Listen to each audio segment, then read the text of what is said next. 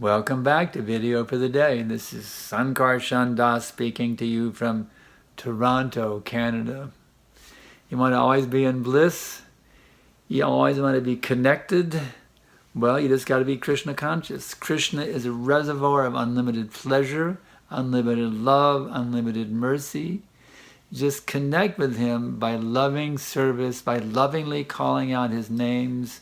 Hare Krishna, Krishna Krishna, Hare Hare, Hare Rama, Rama Rama, Hare Hare. And you'll be bliss and heavy at every minute. Don't cheat yourself. Put Krishna back in the center and become a powerful manifestation of his mercy to help all the suffering people of this world reconnect with their actual identities. Try it, you'll love it. Just connect with Krishna.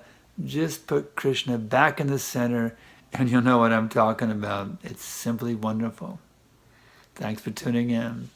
And by the way, there's a link below for a lecture I just gave on this topic in Toronto. Tune into the lecture and bliss out.